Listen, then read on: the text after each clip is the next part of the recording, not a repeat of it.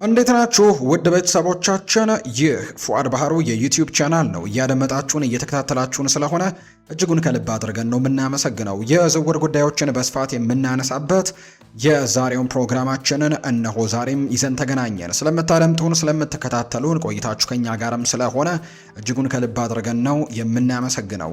በዛሬ ፕሮግራማችን የተለያዩ የዝውውር ጉዳዮችን እያነሳን ቆይታን እናደርጋለን።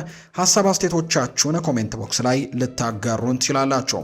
እስከ ፕሮግራማችን ፍጻሜ አብራችሁን እንድትቆዩ በአክብሮት ጋብዛለሁ። በዛሬ ፕሮግራማችን ግን እንደተለመደው ትልልቆቹን የአውሮፓ ክለቦች የተመለከቱ የዝውውር ጉዳዮችን እያነሳን ሰፋ ያሉ ጉዳዮችን እያነሳን ነው ቆይታን የምናደርገው።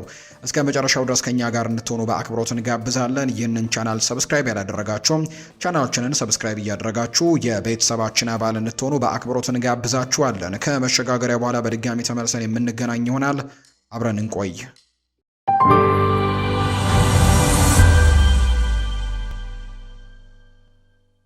ወደ ቀዳሚው መረጃችን አመራን። አርሰናል የኒውካስል ዩናይትዱን አማካይ ብሩኖ ጉማሬሽን ለማስፈረም ፍላጎት እንዳለው እየቀጠለ ነው። ነገር ግን እስካሁን ድረስ ከመጀመሪያው ጥያቄ ውጪ ለሴንት ጄምስስ ፓርኩ ክለብ የተላከ ምንም አይነት ይፋዊ ሌላኛው ጥያቄ እንደሌለ ነው የመረጃ ምንጩ ይፋ ያደረገው። እንደ ዘገባዎች ከሆነ ስለ አርሰናል ፍላጎት እየተሰራጨ ባለው ወሬ ሁሉ ኒውካስል ስለ ብራዚላዊው አምበላቸው ምንም አይነት መደበኛ ግንኙነቶች እንዳልደረሳቸው ነው የተናገረው። ይህ አስፈላጊ ነጥብ ነው፣ ምክንያቱም በዚህ ጉዳይ ዙሪያ ያለው ወሬ በፍጥነት እያደገ ቢመጣ የአንድን ወገን ፍላጎት ብቻ መኖሩ አሁን ላይ በራስ ስር ደግሞ ድርድሮች እየተካሄዱ ነው እንደማለት ስለሆነ የኒውካስል አቋም ጽኑ ነው። ጉማሬሽን መሸጥ በጭራሽ አይፈልጉም። እናም አርሰናል ከባድ የሆነ ይፋዊ እንቅስቃሴዎችን እስካላደረገ ድረስም ሁኔታው አሁንም ወደ ጨረታ ከመግባቱ ይልቅ የመከታተል ደረጃ ላይ እንደሚቀጥል ነው የመረጃ ምንጩ ይፋ ያደረገው። ከአርሰናል አንጻር ሲታይ ብሩኖ ጉማሬሽን እንዲሁ ማድነቅ የሚገባው ተጫዋች ነው። በፕሪሚየር ሊጉ የተረጋገጠ ብቃት ያለው የአማካይ ስፍራ ተጫዋች እንደሆነ ምንም ጥያቄ የለውም። አርሰናል በከፍተኛ ደረጃ ላይ የሚገኙ አማራጮችን መፈለጉን እንደሚቀጥል ነው አሁንም የመረጃ ምንጩ ይፋ ያደረገው። ጉማሬሽ በርካታ ንግግሮችን ለማድረግም የሚረዳ አይነት ተጫዋች እንደሆነ በርካቶች ያነሳሉ። ሆኖም ግን ኒውካስል ይህንን ሁኔታ ቀደም ብሎ አሳልፎታል። ሁኔታው ካለፈው ክረምት የአሌክዛንደር ኢሳክ ጋርም ተነጻጽሯል። በዚህ ወቅት ሊቨርፑል የመጀመሪያውን መደበኛ እንቅስቃሴ ከማድረጉ በፊት ለሳምንታትም የውጭ ፍላጎት በግልጽ ይታይ እንደነበር ነው የሚታወሰው። ዘጋርዲያን በወቅቱ እንደዘገበው የሊቨርፑል የ110 ሚሊዮን ፓውንድ የመጀመሪያ ጨረታ በኦገስት 1 2025 ነበር ለኒውካስል ዩናይትድ አሌክዛንደር ኢሳክን በተመለከተ የቀረበው። አጥቂው በመጨረሻም በዝውውር መስኮቱ መጠናቀቂያ ቀን ላይ ነበር ክለቡን የለቀቀው። ይህ ምሳሌ የኒውካስል ዩናይትድ ደጋፊዎች ገና ሙሉ በሙሉ ዘና ማለት የማይችሉበት ምክንያት እንደሆነ የሚያሳይ ነው። በሰኔ ወር አንድ ጥያቄ ብቻ መቅረቡ ደግሞ አሁንም ድረስ ኒውካስሎች ይህንን ተጫዋች አስገድዶ ሊለቅ እንደሚችል የሚያሳዩ አይነት ፍንጮችን እየተመለከቱ ነው። አርሰናል ጉዳይ ወደ ቀርፋፋና ግራ የሚያጋባ የዝውውር ታሪክ እንደሚቀየርም ፍቃድ መስጠት የለበትም። ቶሎ እንቅስቃሴዎችን ለማድረግም በተለይ የብራዚልን ከዓለም ዋንጫ ውጭ መሆን ሲጠብቁ እንደነበርና ያም ነገር መከሰቱ በቀጣይ በዝውውር ገበያው ላይ ይህንን ተጫዋች ለማስፈረም ጥረቶችን እንዲያደርጉ ያደርጋቸዋል ተብሎ ነው የሚታሰበው። ጉማሬሽ ግሩም ፈራሚ ሊሆን ይችላል፣ ነገር ግን ኒውካስል የመጀመሪያው እርምጃን እንዲወስድም ወይም ቅናሾችን እንዲቀበልም ምንም አይነት ግፊት እንደሌለበት ነው የሚነገረው። አርሰናል በእርግጥም እሱን ቅድሚያ የሚሰጠው ኢላማ አድርጎ ይመለከተዋል። ኒውካስል ሊያስቡበት የሚችሉትን የክፍያ መጠን ለመክፈል ፈቃደኛ መሆናቸውን መወሰን አለባቸው። ካልሆነ ወደ ሌሎች የአማካይ ኢላማዎች በፍጥነት መሸጋገር ነው የሚኖርባቸው። ለጊዜው ይህ አሁንም ከመንቀሳቀስ ይልቅም እንደ ፍላጎት ብቻ የሚቆጠር ነው። መደበኛ ጥያቄ እስኪመጣ ድረስም ኒውካስል የውሳኔ ሰጭነት ስልጣኑን ይዛል ተብሎ እንደሚጠበቅ ነው የመረጃ ምንጩ ይፋ ያደረገው። ኤቨርተን የቼልሲውን አጥቂ ሊያም ዴላፕን በዚህ ክረምት በቋሚ ዝውውር ለማስፈረም ከፍተኛ ጥረት እያደረገ ሲሆን ቶፊዎቹ አዲሱ የውድድር ዘመን ከመጀመሩ በፊት ተጨማሪ የማጥቃት ኃይል ለመጨመር እየፈለጉ ነው። እንደ ፉትቦል ኢንሳይደር ዘገባ ኤቨርተን የ23 ዓመቱን ተጫዋች ለማዘዋወር የሚያደርጉትን እንቅስቃሴ በማፋጠን ለዴላፕ የውል ጥያቄን አቅርበዋል። ቼልሲ ተጫዋቹን እንዲለቅ ፈቃደኛ እንደሆነ ይታመናል። ነገር ግን ርካሽ በሆነ ዋጋ እስኪለቅም አይጠበቅም። ዘገባዎች እንደሚያመለክቱት የሚፈልጉት ሰማያዎቹ ወደ 40 ሚሊዮን ፓውንድ አካባቢ ይፈልጋሉ ተብሎ ነው የሚታሰበው። ምንም እንኳን ሌሎች በርካታ በፕሪሚየር ሊግ ክለቦች የአጥቂውን ሁኔታ እየተከታተሉ ቢሆንም ኤቨርተን ጠንካራ አቋም ላይ ያሉ ይመስላሉ። የኤቨርተን ፍላጎት በጣም ምክንያታዊ ነው። ክለቡ ለበርካታ የውድድር ዘመናት አስተማማኝ የመሃል አጥቂ ሲፈልግም የቆየ ሲሆን ዴላፕ ለነሱ ሊስማማ የሚችል አካላዊና ቀጥተኛ የመጫወት ስልትም ያለው ተጫዋች ተደርጎ ነው የሚቆጠረው። እሱ ጠንካራ ተንቀሳቃሽና እንደ 9 ቁጥር ባህላዊ ተጫዋችም ሆኖ በመጫወት ምቾት የሚሰማው ተጫዋች እንደሆነ ይነገራል። ዴላፕ በ2005 እንዲሁ ከኢፕስዊች ታውን ወደ ቼልሲ ከተቀላቀለ ጀምሮ ሮይተርስ በወቅቱ እንደዘገበው በፕሪሚየር ሊጉ በኢፕስዊች ታውን 12 ግቦችን ካስቆጠረ በኋላ የ6 ዓመታት ውል እንደፈረመ ዘግቦ ነበር። ወደ ስታንፈርድ ብሪጅ ያደረገው ዝውውር ትልቅ ግምት የተሰጠው ቢሆንም በቡድን ውስጥ ያለው ከፍተኛ ፉክክር የወደፊት ሚናውን እርግጠኛ እንዳይሆንም አድርጎታል። ዘጋርዲያን ቀደም ሲል የዴላፕን የጥንታዊ አካላዊ አጨዋወትን ያደነቀ ሲሆን ያለውንም የአጨዋወት ስልትም ቼልሲ ብዙ ጊዜ ይጎድለው የነበረው የአጥቂ አይነት እንደሆነ እንግዲህ ተናግሯል። ኤቨርተን እሱን እንደ ብልህ አማራጭ የሚመለከቱት በትክክል ለዚህ ነው። እንግሊዛዊው አጥቂ ለቶፊዎቹ ጥሩ ፈራሚ ሊሆን እንደሚችል ነው የሚነገረው። ዋጋው ተገቢ ከሆነ ዴላፕ ከኤቨርተን በጣም አስተዋይ የሆነ ፊርማም ሊሆን እንደሚችል ይነገራል። እሱ ገና ወጣት ነው። ቀድሞውኑ የፕሪሚየር ሊግ ልምድ አለው። እንዲሁም ደግሞ ለብዙ ዘመናዊ አጥቂዎችም ከሚታየው የተለየ ነገርን ያቀርባል። ስጋቱ የዝውውር ዋጋው ነው። ገና በመደበኛነት መጫወትና ማደግ ለሚፈልግ አጥቂ ወደ 40 ሚሊዮን ፓውንድ መክፈል ትልቅ ውሳኔ ነው። ኤቨርተን ውጤታማ ያልሆነ ሌላ ውድ የማጥቃት ነገርንም መግዛት እቅድ የለውም። ሆኖም ግን ዳቪድ ሞይስ ዴላፕ የቡድኑ ማዕከል ሊሆን እንደሚችል የሚያምን ከሆነ ይህም ኤቨርተን በቁም ነገር መከታተል ያለበት የዝውውር አይነት ነው። በተለይም ተቀናቃኝ ክለቦች በዝውውር መስኮቱ መጨረሻ ላይ ወደ ፉክክሩ የሚገቡ ከሆነ ቀድሞ መንቀሳቀስም አስፈላጊ ሊሆን እንደሚችል የሚጠቁሙ መረጃዎች በስፋት ወጥተዋል። ሊቨርፑል አዲስ ኮከብ አጥቂ ለማግኘት የሚያደርገው ፍለጋ አሁንም እየቀጠለ ይገኛል። ወደ ፓሪስ ሰን ዠርሜኑ የክንፍ መስመር ተጫዋች ብራድሌይ ባርኮላም ሊያመራ ይችላል። የወደፊት ህይወቱ በፈረንሳይ አሁንም ክፍት እንደሆነ እየተነገረ ነው። እንደ ፋብሪዚዮ ሮማኖ ገለጻ ባርኮላ አሁንም በሊቨርፑል ዝርዝር ውስጥ ከፍተኛ ቦታ ያለው ሲሆን ቀዮቹ ደግሞ ለ2025 ክረምት ጀምሮ የፈረንሳዊው ኢንተርናሽናል ተጫዋች ክፍት ፍላጎት እንደነበራቸው ይነገራል። ፓሪስ ሰን ዠርሜን ያን ዲዮማንድንና ማግነስ ሃክሊዮሽን የሚያዘዋውሩ ከሆነ ሁኔታው ሊቀየር ይችላል። ምክንያቱም በፓሪስ ተጨማሪ የአጥቂዎች መምጣት የባርኮላን ሚና በተመለከተ ውሳኔ እንዲሰጥም ሊያደርግ ይችላል ተብሎ ነው የሚጠበቀው። በሊቨርፑልና በፓሪስ ሰን ዠርሜን መካከል ምንም አይነት ስምምነት የለም። ነገር ግን ይህ በጥንቃቄ ሊከታተሉት የሚገባ ታሪክ ነው። ሊቨርፑል ዲያማንድን ለማግኘት ባደረገው ጥረት ቀድሞውኑ መሰናክል ገጥሞታል። ፎክስ ስፖርት እንደዘገበው የአረቤ ለብዚሹ የክንፍ ተጫዋች ሊቨርፑል ከፍተኛ የዝውውር ገንዘብ ቢያቀርቡለትም እሱ ግን ፓሪስ ሰን ዠርሜንን እንደሚመርጥ ነው የሚነገረው።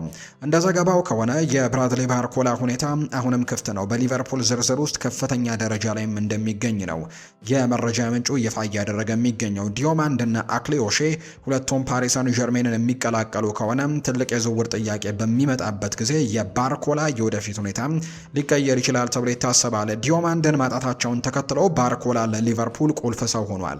ከሊቨርፑል አንጻር ሲታይ ባርኮላ አሁንም በገበያው ላይ ካሉ በጣም አስደሳች አማራጮችም አንደኛው ሆኖ ነው የሚታየው። ከሞሐመድ ሳላህ መውጣት በኋላ የረጅም ጊዜ መፍትሄ ያስፈልጋቸዋል። ዲዮማንድን ማጣትም በማጥቃት እቅዳቸው ላይ ትልቅ ክፍተትን ይፈጥራል ተብሎ ነው የሚታሰበው። ባርኮላ የተለየ አይነት ስጋትን ያቀርባል። ፈጣን ነው፣ ቀጥተኛ ጮት አለው። ተከላካዮችን አንድ ለአንድ በመቅጠምም ጥሩ ነገሮችን ማድረግ ይችላል። እናም ቀድሞውኑ በትልልቅ ክለብ ውስጥም የመጫወት ልምድም እንዳለው ነው የሚነገረው። ዲስ ኢዝ አንፊልድ በተባለ የመረጃ ምንጭ እንደተነገረው የዲዮማንድ የፓሪስ ሰን ዠርሜን ምርጫ ግልጽ ከሆነ በኋላ ሊቨርፑል ባርኮላን እየተመለከተ ነው። ዋናው ነገር ፓሪስ ሰን ዠርሜን የቡድን እቅድ ነው። ዲዮማንድ እና አክሊዮሼ ሁለቱም የሚመጡ ከሆነ በተለይም ፓሪስ ሰን ዠርሜን ቀድሞውኑ በክንፍ መስመሮች ላይ የተጫዋቾች የተሞላ ስለሆነ ባርኮላ ለጨዋታ ጊዜ የበለጠ ከባድ ፉክክር ሊገጥመው ይችላል ተብሎ ይታሰባል። ባርኮላ ለሊቨርፑል በጣም አስደሳች ፈራሚ ሊሆን ይችላል። የሳላህ ቁጥሮች ወዲያውኑ ላይ ተካ ቢችልም ነገር ግን በዓለም እግር ኳስም ያንን ማድረግ የሚችሉ ጥቂት ተጫዋቾች ብቻ እንደሆኑ የሚታወቅ ጉዳይ እንደሆነ መርሳት የለብንም። ባርኮላ ሊያመጣ የሚችለው ፍጥነትን፣ ያልተጠበቀ የአጨዋወት ዘይቤንና ለረጅም ጊዜ ደግሞ የሚዘልቅ ሁኔታንም ጭምር ለዚህ ክለብ ሊያመጣ እንደሚችል በርካቶች ያምናሉ። ገና ለመሻሻል የሚያስችል ወጣት ነው፣ ነገር ግን ወዲያውኑ ተጽዕኖ ለመፍጠር የሚያስችል ልምድም አለው። ይህ ሚዛን ደግሞ ለሊቨርፑል መልሶ ግንባታ ጠንካራ ተስማሚ ያደርገዋል። ትልቁ ጥያቄ የዋጋው ጉዳይ ነው። ፓሪስ ሰን ዠርሜን በቀላሉ እንዲለቁ አይፈቅዱለትም።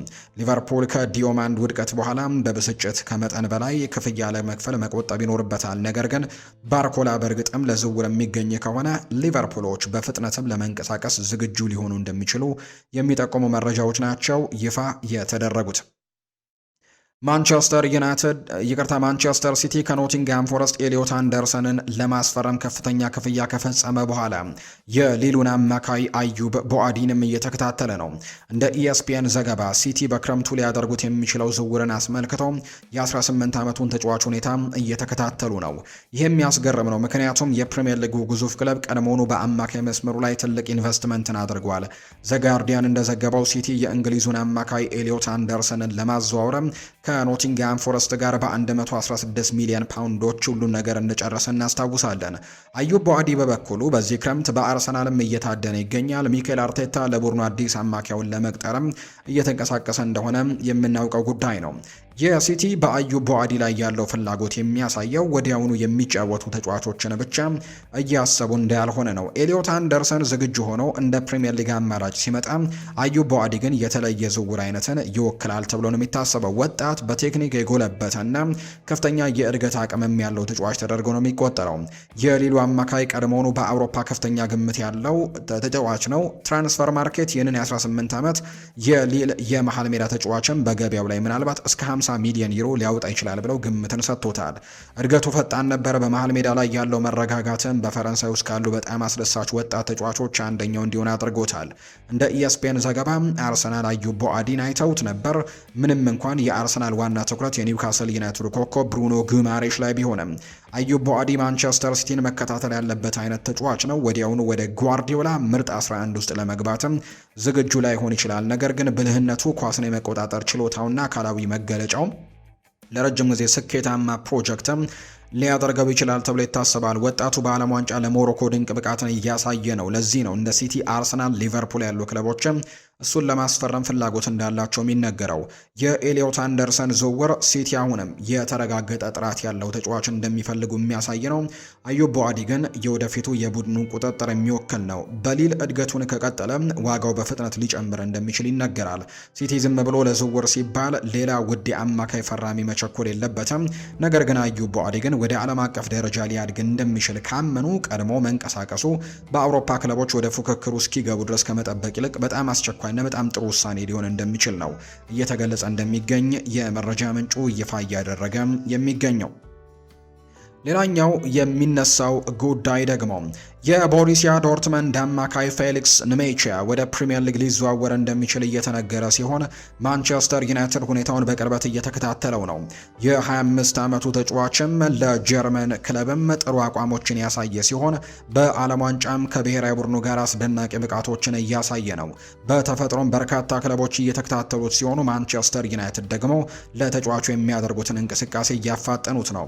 እንደ ስካይ ጀርመኒ ዘገባ ክሪስቶፈር ቪቬል ስለ ዝውውሩ ከተጫዋቹና ከተወካዮቹ ጋርም ቀድሞ ደግሞ ግንኙነት አድርገዋል። የ25 ዓመቱ ተጫዋች ማንቸስተር ዩናይትድን የመቀላቀል ሀሳብ ሊማርከው ይችላል። ይህ በሙያው አንድ እርምጃ ወደፊት የሚያራምደው ሲሆን በዓለማችን ላይ ካሉ ትልልቅ ክለቦችም አንደኛው ሆኖ የመጫወት እድልን ያገኛል። ይህ በእንዲህ እንዳለም ተጫዋቹ ከጀርመኑ ክለብ ጋርም እስከ 2030 የሚያቆይ ኮንትራት ያለው ሲሆን ዶርትሙንድ ተጫዋቹን እንዲለቅም ግፊት ውስጥ አይደሉም። ማንቸስተር ዩናይትድ ስምምነቱን ለመፈጸም ተጨማሪ ክፍያዎችን ለመክፈል ሊኖርባቸው ይችላል። ክለቡ ከሱ ደግሞ ከፍተኛ ወጪዎችን ለማውጣትም ዝግጁ መሆኑ አሁን ላይ የሚታይ ነው። ቡድኑ በመሃል ሜዳው ላይ ተጨማሪ ጥንካሬና ቁጥጥር ያስፈልገዋል። ንሜቺያ ለቡድኑ ቁጥጥርን፣ ፈጠራን፣ ቴክኒካል ብቃትንና አካላዊ ጥንካሬንም ይጨምራል። ማንቸስተር ዩናይትድ በሚቀጥለው የውድድር ዘመን የቻምፒየንስ ሊግ ተሳትፎን ማረጋገጡን ተከትሎ በሚቀጥለው ዓመት በአውሮፓ ካሉ ታላላቅ ክለቦች ጋር ለመፎካከርም ቡድኑን ማሻሻል ይኖርበታል። ጥራት ያለው የመሃል ሜዳ ተጫዋችን ማስፈረም ጥበብ የተሞላበት ውሳኔ ነው የሚሆነው። ጀርመናዊው ተጫዋች በፕሪሚየር ሊጉ ለማሳካት የሚያስችል ቴክኒካል ብቃት፣ አካላዊ ጥንካሬ እንዳለው አያጠራጥርም። ብቃቱ በእንግሊዝ ለማሳየትም እድሉ እሱንም ያስደስተው ይሆናል። የቀድሞ የማንቸስተር ሲቲ አካዳሚ ተመራቂ በእንግሊዝ እግር ኳስ ያልጨረሰው ስራ እንዳለ ሊሰማው ይችላል። እናም መቀላቀሉ ደግሞ የሚስበው ነገር ሊሆን እንደሚችል ነው የመረጃ ምንጩ ይፋ ያደረገው። ክሪስቲያን ኖርጋርድ አርሰናልን ከተቀላቀለበት ጊዜ አንስቶ አዘውትሮ የመሰለፍ እድልን ለማግኘት ተቸግሯል። ስለዚህም በብዛት ለመጫወት ክለቡን ለቆ መሄድ ያስፈልገው ይሆናል። እንደ ስፖርትስ ቡም ዘገባ ክሪስታል ፓላስ ለሱ ደግሞ መንገዶችን መስጠትም ይፈልጋሉ ተብሏል። ተጫዋቹ በአርሰናል አስፈላጊ ካልሆኑት ውስጥም የሚመደብ ሲሆን ክለቡን እንዲለቅም ለማድረግ የሚያግደው ነገር አይኖርም። አማካዩ በቋሚነት በመሰለፍ ስራውን ወደ ቀድሞ ሁኔታው ለመመለስ ይሞክራል። ስለዚህም ደ ኤግልስ የተባሉት ክሪስታል ፓላሶች ጋር መቀላቀል ለሱ ተስማሚ ነው የሚሆነው። ሁለቱ ክለቦች ስምምነቱን ማጠናቀቅ ይችሉ እንደሆነ ለሚጠብቅም ይሆናል። ክሪስታል ፓላስ በመሃል ሜዳው ላይ ተጨማሪ ጥራት ያስፈልገዋል። የ32 ዓመቱ ተጫዋችም ለአጭር ጊዜ የሚጠቅም ግዢ ሊሆን ይችላል። ካለው ብቃት በተጨማሪ እሱ ደግሞ መሪ ነው። እናም ለክሪስታል ፓላስም መልበሻ ክፍል ድንቅ ተጨማሪ ሊሆን ይችላል። በሚቀጥለው የውድድር ዘመን በአውሮፓ የሚወዳደሩ ስለሆነ ክሪስቲያን ኖርጋርድ ከሜዳ ውጭም ሆነ በሜዳው ላይ በጣም ጠቃሚ አማራጭ ሊሆንላቸው ይችላል። በከፍተኛ ደረጃ የመወዳደር እድል ለዴንማርካዊው አማካይም አስደሳች ነው የሚሆነው። በሌላ በኩል ወደ ቀድሞ ክለቡ እንዲሁ ደግሞ ብሮምቢ እንደሚመለስም እየተነገረ ነው። ተጫዋቹ ምን እንደሚወስን የሚታይ ነው የሚሆነው። በብሬንትፈርድ በነበረበት ጊዜ በፕሪሚየር ሊጉ ጥራቱን በተከታታይ አሳይቷል። በክሪስታል ፓላስም ለማሳካት የሚያስችል ሁኔታ እንዳለው አያጠራጥርም። ምናልባትም አሁን በፕሪሚየር ሊጉ ከኤግልሶቹ ጋር መቆየትም ተስማሚ ሊሆን ይችላል። ወደፊት ወደ ሀገሩ ተመልሶ በልጅነት ክለቡ የመጫወት ብዙ እድሎችም ይኖሩታል። ሁሉንም ደግሞ በሙያው ከፍተኛ ደረጃ ላይ ይገኛል። እናም በለንደኑ ክለብ ጠቃሚ አስተዋጽኦ ማድረግም ይችላል ተብሎ ነው የሚጠበቀው። የማንቸስተር ዩናይትድ ታሪካዊ ተጫዋች ሪዮ ፈርዲናንድ ኦሪዮል ሹዋሜኒ ከሪያል ማድሪድ የሚለቅ ከሆነ ወደ ማንቸስተር ዩናይትድ እንዲመጣ አሳስቦታል። ማንቸስተር ዩናይትዶች ከቴሌግራፍና ከሌሎች መገናኛ ብዙሃን ጋር በተደጋጋሚ ከኦሪዮል ሹዋሜኒ ጋር ስማቸው ሲያያዝ የቆየ ሲሆን ሪዮ ፈርዲናንድ ወደ ኦልድ ትራፎርድ ስለመዘዋወርም ከሱ ጋር እንደተነጋገረ ነው የሚነገረው። ፈርዲናንድ የኦሪዮል ሹዋሜኒ ትልቅ አድናቂ እንደሆነ ግልጽ ነው። እናም በተለያዩ መረጃዎች ላይም እንደተነገረው ከሆነ ቤርናቢውን የመልቀቅ እድል ካለው ወደ ማንቸስተር ዩናይትድ እንዲመጣም ለፈረንሳዊው ዓለም አቀፍ ተጫዋችም ቀጥተኛ መልእክት እንደላከለት ነው የተነገረው። ኦሪዮል ሹዋሜኒ ለዛ ክለብም የመውጣት ትንሽ ፍንጭን እንኳን ካሳየም ማንቸስተር ዩናይትድ በሩ ላይ የመጀመሪያው ቡድን መሆን አለበት ሲል ነው የቀድሞ የዩናይትዱ ተከላካይ የሚናገረው። አክሎም ኦሪዮል ሹዋሜኒ በግል ጥቂት ውይይቶች እንደነበረን አውቃለሁ፣ ነገር ግን ወንድሜ ይህንን ሾው እንደምትመለከት አውቃለሁና አሁን በዚህ መነጽር ጀርባ ሆኜ ቀጥታ ካንተ ጋር እያወራሁኝ ነው። ላንተ አንድ ክለብ ብቻ ነው ያለው። ሪያል ማድሪድን ለመልቀቅ የምታሰብ ከሆነ እኛ ያ ክለቦች ነን ሲል ይናገራል የማንቸስተር ዩናይትድ የቀድሞ ተጫዋች። ካሴሜሮ ውሉ ሲያልቅ ክለቡን በመልቀቁ እንዲሁም ደግሞ አስተማማኝ ያልሆነ ብቃትን ካሳየ በኋላ ብዙም የመጫወቻ ደቂቃዎችን ያላገኘው ማኑኤል ኡጋርቴ ላይ ጥርጣሬዎች ስላሉ እንዲሁም ከፍተኛ ጉዳትም ስለገጠመው ዩናይትድ በዚህ ክረምትም አንድ ወይ ሁለት አማካዮችን እንደሚያስፈርም ግልጽ ነው። ከዚህ በኋላ እንደ ቢቢሲ ስፖርት ዘገባ ኤሊዮት አንደርሰንን ማጣታቸው ይታወሳል። ከዛ ውጪ ኤደርሰንን ከአታላንታ ግን ወደ ማንቸስተር ዩናይትድ ማምጣታቸው የሚታወስ ነው። ነገር ግን ቹዋሜኒ ማይክል ካሪክ በያዙት የቡድን ስብስብ ውስጥ በዛ ክፍል ሌላኛው ጥሩ ተጫዋች ሊሆን እንደሚችል ይታመናል። ፈርዲናንድ ተጫዋቹን ለማሳመንም የድርሻውን እየተወጣ ያለ ይመስላል። ነገር ግን ይህ ምን ያክል ተጨባጭ እንደሆነ ማየት ይኖርብናል። ምክንያቱም እሱ የሪያል ማድሪድ ወሳኝ ተጫዋች እንደሆነ አውቃለሁ ብሏል። ሆኖም ግን የ26 ዓመቱ ተጫዋች በቅርቡ ከሎስ ብላንኮቹ ቡድን ጋርም ደግሞ ሊለያይ ከቻለ ወይም ደግሞ በቅርቡም ከቡድን አጋሩ ፌዴሪኮ ቫልቬርዴ ጋር ከፍተኛ ጠብ መፍጠሩ ማርካና ሌሎች መገናኛ ብዙሃን በመዘገባቸው ውዝግብ ተነስቶ ነበር። ምናልባትም የሹዋሜኒ እንዲለቅም ሊያነሳሳው ይችላል። እናም የሪያል ማድሪድ ለመሸጥ ክፍት ሊሆን ይችላል። ከሆነም ደግሞ ዩናይትድ ይህንን አጋጣሚ በመጠቀም ይኖርበታል። ፈርዲናንድ ፍላጎቱ እንዳላቸው ግልጽ ነው። እናም ደጋፊዎችም ይህንን በጉዳዩ ላይ ተጽዕኖ እንደሚፈጥርም ተስፋ ያደርጋሉ ተብሎ እንደሚጠበቅ ነው የመረጃ ምንጩ ይፋ እያደረገ የሚገኘው። ውድና የተከበራችሁ ቤተሰቦቻችን ከሁለተኛው የዩቲዩብ ቻናላችን አዲስ ስፖርት ልዩ ለዛሬ ያዝንላችሁ የዝውውር ጉዳዮችን የተመለከትንበት ፕሮግራማችን ይህንን ይመስል ነበር። ቆይታችሁን ከኛ ጋር ስላደረጋችሁ እጅግ ከልብ አድርገን እናመሰግናለን። ፏር ባህሩ ፕሮግራሙን እየመራው ከእናንተ ጋር ቆይታን አድርጌያለሁ። የተለያዩ ርዕሰ ጉዳዮችን ያካፈልንበት የዛሬ ፕሮግራማችንም ይህንን ይመስል ነበር። ከኛ ጋር ስለነበራችሁ ከልብ አድርገን እናመሰግናለን። በቀጣይ ፕሮግራሞቻችን ሌሎች ርዕሰ ጉዳዮችን፣ ሌሎች አዳዲስ መረጃዎችን አካተን በድጋሚ ተመልሰን እንገናኛለን። ለዛሬ እዚህ ጋር አበቃሁኝ። መልካም ጊዜ፣ መልካም ደግሞ ቀን እንዲሆንላችሁ ነው በአክብሮት የምመኘው።